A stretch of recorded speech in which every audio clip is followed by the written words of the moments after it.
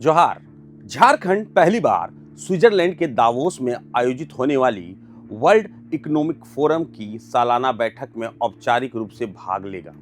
इस सम्मेलन में मुख्यमंत्री हेमंत सोरेन राज्य का प्रतिनिधित्व करेंगे। 18 से 24 जनवरी के बीच होने वाले इस आयोजन में झारखंड को भारत की अर्थव्यवस्था और वैश्विक संसाधन सुरक्षा से जुड़े एक अहम राज्य के रूप में पेश किया जाएगा। यह भागीदारी ऐसे समय पर होगी जब झारखंड अपने गठन के 25 वर्ष पूरे कर चुका होगा और सरकार राज्य को निवेश और ऊर्जा संक्रमण के उभरते केंद्र के तौर पर स्थापित करने की कोशिश करेगी। दावोस में होने वाली यह बैठक दुनिया के सबसे प्रभावशाली आर्थिक मंचों में से एक मानी जाती है, जहां सरकारों के प्रमुख, उद्योगपति, निवेशक और नीति निर्माता वैश्विक अर्थव्यवस्था की दिशा पर चर्चा करेंगे।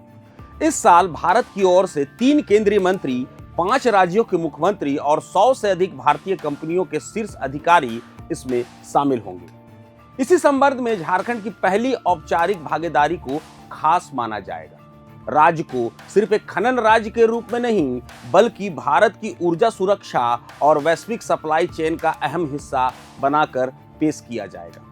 झारखंड देश के खनिज समृद्ध राज्यों में शामिल है और अनुमान है कि भारत के कुल खनिज संसाधनों का लगभग 40% हिस्सा झारखंड से आता है। यहाँ कोयला, लौह अयस्क, बॉक्साइट, तांबा और यूरेनियम जैसे अहम खनिज पाए जाते हैं, जो पारंपरिक उद्योगों से लेकर आधुनिक ऊर्जा ढांचे तक के लिए जरूरी है। सरकार दावोस के मंच से ये साफ संदेश देगी कि झारखंड अब केवल कच्चा खनिज बेचने तक सीमित नहीं रहेगा, बल्कि राज्य के भीतर ही प्रोसेसिंग, वैल्यू एडिशन और मैन्युफैक्चरिंग को बढ़ावा दिया जाएगा। सम्मेलन के दौरान मुख्यमंत्री हेमंत सोरेन झारखंड के विकास मॉडल को प्रकृति के साथ तालमेल में विकास के रूप में पेश करेंगे।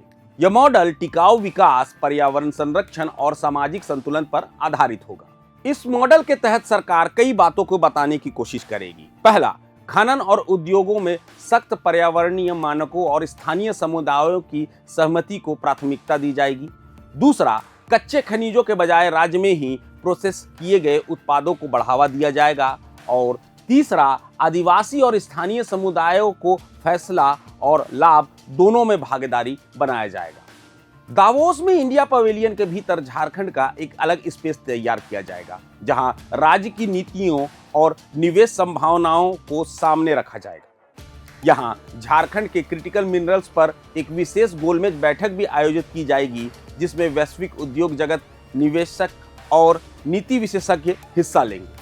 इस चर्चा में 4 मुद्दों पर खास जोर दिया जाएगा: सुरक्षित और पारदर्शी सप्लाई चेन, अंतर्राष्ट्रीय मानकों के अनुरूप टिकाऊ खनन, खनिजों की डाउनस्ट्रीम प्रोसेसिंग और सर्कुलर इकोनॉमी के तहत रीसाइक्लिंग। दावोस कार्यक्रमों के बाद मुख्यमंत्री हेमंत सोरेन यूनाइटेड किंगडम का भी दौरा करेंगे, जहां यूके में वे ऑक्सफोर्ड यूनिवर्सिटी के ब्लावांटिक स्कूल ऑफ गवर्नमेंट में व्याख्यान देंगे। जानकारी के मुताबिक हेमंत सोरेन इस प्रतिष्ठित संस्थान को संबोधित करने वाले पहले भारतीय मुख्यमंत्री होंगे। इस मंच से मुख्यमंत्री झारखंड के विकास मॉडल, संसाधन प्रबंधन, सामाजिक न्याय और समावेशी विकास से जुड़े मुद्दों पर अपनी बात रखेंगे। यूके दौरे के दौरान उच्च शिक्षा संस्थानों, नीति संस्थानों और संभावित निवेशकों के साथ कौशल विकास, रिसर्च और दीर्घकालिक साझेदारी पर भी बातचीत होने की संभावना है।